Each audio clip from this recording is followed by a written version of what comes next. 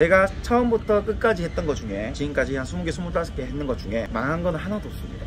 안녕하십니까. 저는 대구에서 칼국수 매장 4개와 육가공 제조업을 하고 있는 김승현입니다. 연매출 120억이라고 하셨잖아요. 네네. 어떤 우여곡절이 있었나, 어떤 노하우가 있는지 알고 싶어서 이렇게 인터뷰를 하게 됐습니다. 몇 살 때부터 그럼 사업을 시작하신 거예요? 11년 전부터 24살 때부터 사업을 시작했었습니다. 지금 현재까지 해왔던 업종들이 한 20개 정도 넘습니다. 제일 처음에 옷가게를 했었고요. 옷가게 하다가 닭강정 가게 하다가 양식당 하다가 분식집을 하다가 돼지찌개집, 찌개집을 하다가 그리고 소고기 시급식당을 하다가 곱창집을 하다가 그 다음에 프랜차이즈 지사 일을 하다가 그리고 칼국수 그리고 육가공 제조업 지금까지 온 거네요. 예, 지금까지 다 온 과정입니다. 군대 전역하고 제가 옷가게를 처음 시작했는데요. 이걸로 시작으로 닭강정 가게를 했습니다. 그때가 처음 요식업 시작하신 거예요? 예, 맞습니다. 그리고 닭강정 가게를 하면서 번 돈과 모든 돈을 29살 때 패밀리 레스토랑 양식당을 오픈하는데 제가 한 14억 정도를 쏟아부었습니다. 그럼 그전에는 어떤 14억을 어떤 걸로 이렇게 돈을 버신 거예요? 옷가게 할 때와 그리고 닭강정 가게와 부동산도 조금 투자를 하고 대출도 받고요. 옷가게가 장사가 잘 됐었던 건가요? 처음에 하루에 한 팀 왔습니다. 경산에 영남대학교라는 학교의 앞에서 남자 옷가게를 최초로 했습니다. 인테리어도 나름 제가 직접 공사를 하고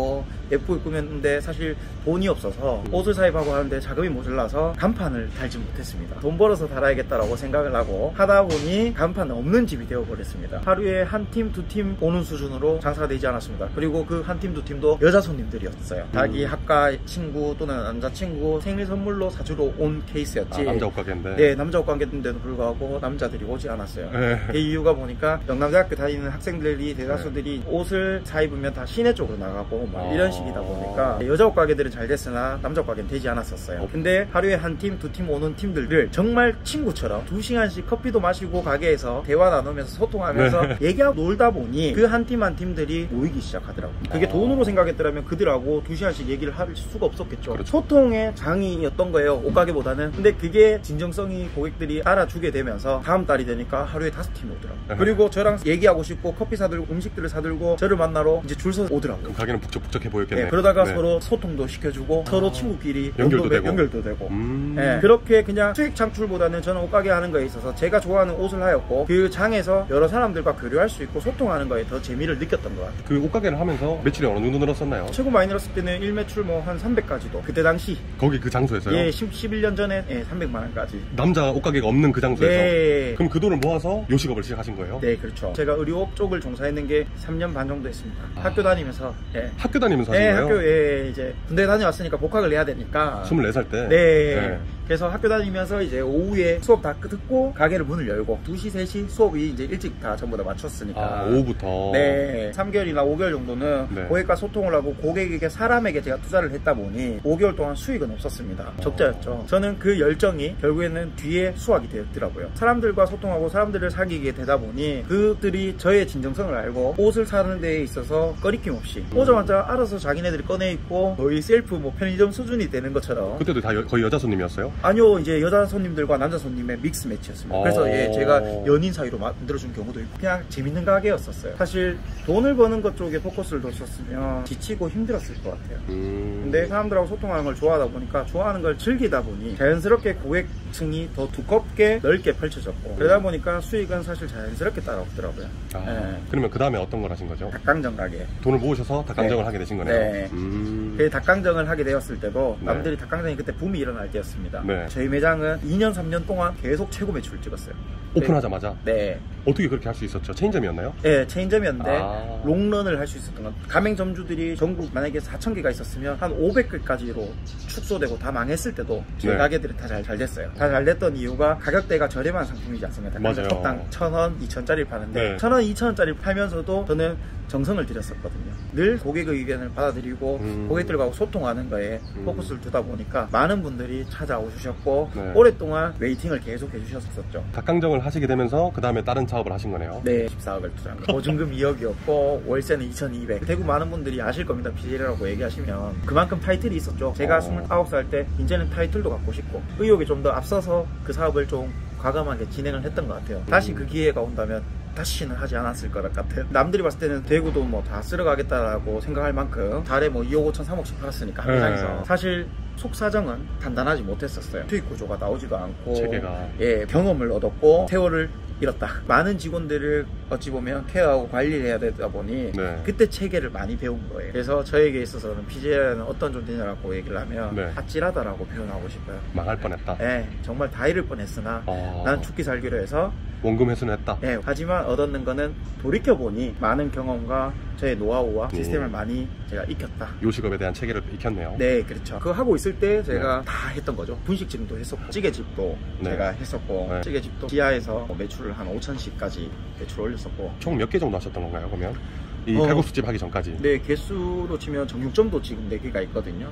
지금 정육점? 아니요, 지금은 다 정리를 했습니다. 아, 네네네. 다 포함하면 한 20개, 25개. 그 10년 안에 그럼 다 이루신 것들이에요? 네, 다. 예. 근데 정말 아이러니한 건요. 저를 아시는 분들은 다 알 거예요. 제가 처음부터 끝까지 했던 것 중에 20개, 25개 했는 것 중에 망한 건 하나도 없습니다. 하나도. 어떻게 해서 그럴 수 있었는지 그 부분에 대해서 좀 얘기해 주실 수 있나요? 네, 음식 장사이든 의류이든 모든 업종들에 다 통합되는 게 하나가 있습니다. 어떤 건가요?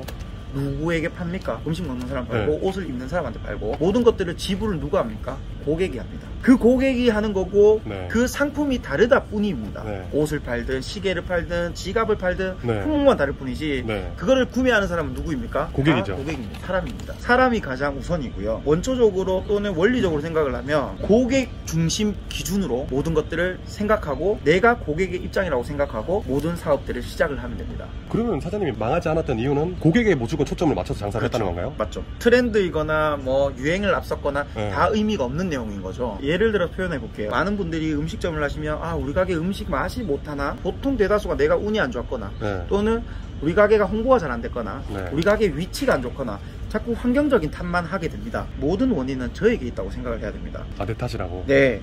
그러면 받아들이면 변화가 이루어지고 발전할 수가 있습니다. 나의 문제로 만약에 잡는다면 예를 들어서 음식 같은 찌개집을 판다고 가정할게요. 10,000원짜리 찌개집도 장사가 잘 되는 경우가 있고 4,000원짜리도 장사가 잘 안 되는 경우도 있습니다. 여러 가지 경우의 수는 상당히 많겠죠. 근데 음식점을 하는 사람들은 무조건 맛있어야지 라고 사람들은 생각을 하고 옷가게를 하는 사람은 무조건 옷이 예뻐야지 라고 생각을 합니다. 근데 근본적인 원인은 뭐냐면 이걸 사고자 하는 소매층이 니즈가 뭔지를 빠르게 파악을 해야 됩니다. 예를 들어 표현해 볼게요. 저도 사실 편의점에 도시락이라는 걸 상당히 많이 사 먹습니다. 제육 도시락, 무슨 도시락 가격이 3,500원, 4,000원입니다. 누구는 그 음식을 왜 먹냐라고 얘기를 하지만 많은 고객들이 그 편의점 도시락이 품절돼서 못 사 먹고 다른 편의점으로 이동해 보셨을 경험들이 다들 있으실 겁니다. 그 얘기가 뭐냐면 과연 그 제육 도시락이 김밥천국이든 식당에서 먹는 8,000원짜리 제육덮밥보다 맛있어서 먹냐? 아니거든요. 가성비거든요. 고객이 원하는 건 가성비예요. 그러면 무조건 8,000원짜리 음식은 안 팔리고 4,000원짜리 음식만 팔리냐? 아닙니다. 8,000원짜리가 먹고 싶을 때가 있고요.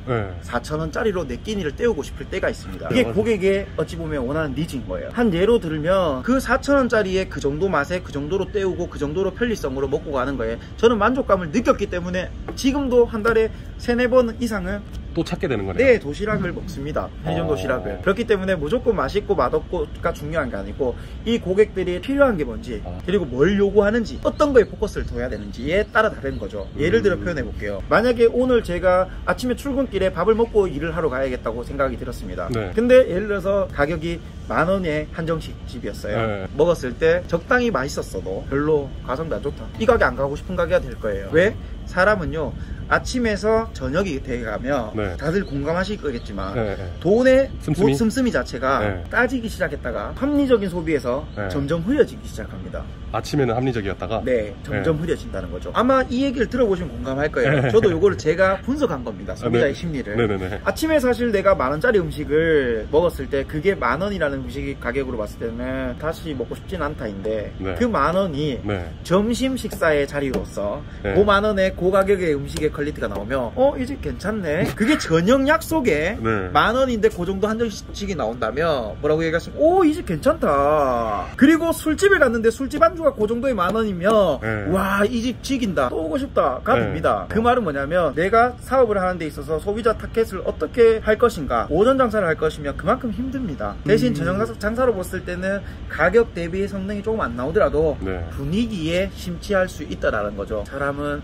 아침에는 항상 뭐든지 의욕이 넘칩니다. 그리고 그 소비가 상당히 깐깐하게 따지게 되지만 저녁에 쇼핑하거나 저녁에 술자리라든지 이런 데에서는 진짜 지갑이 잘 열린다고 보셔야 되는 거예요. 그래서 식당을 하든 뭘 하든 가격 대비 성능을 따져봐야 되고 네. 합리적인 소비에 포커스를 보고 합리적이지 못한 소비를 하고 있는 게 무엇인가를 생각해보면 아이템이 조금 더 찾는 데 좀 도움이 되겠죠. 지금 현재 판매가 되고 있고 시판하고 있는 상품들 중에서 네. 거품이 많고 합리적인 소비가 아닌데도 불구하고 고객들이 좋아하는 메뉴들이 있다면 그 메뉴를 좀 더 많은 합리적이게 소비자에게 어떻게 더 저렴하고 더 질 좋은 재료로 판매를 할 수 있다라는 것들을 네. 찾는다면 더 빠른 대박 가게를 만들 수 있는, 성장할 네. 수 있겠죠. 결국에는 그는 아이템을 찾는 방법 중에 하나인 거고, 가장 큰 걸로 봤을 때는 네. 내가 소비자 입장으로 생각했을 때 이 가게를 또 오고 싶은 가게로 만드는 게 가장 큰 포커스입니다. 저에게 지금 예를 들어서 1억 5천이라는 자본력이 있습니다. 네. 그리고 제가 창업을 준비하고 있습니다. 네. 근데 항상 창업을 준비하다 보면 그 내가 가진 자본금에서 항상 더 오버해서 대출을 받아서 하기 마련이에요. 그러다 보면 오버스펙으로 창업을 하게 돼요. 부담을 안고 하죠. 그렇죠. 네. 그 부담을 안게 되면 결국에는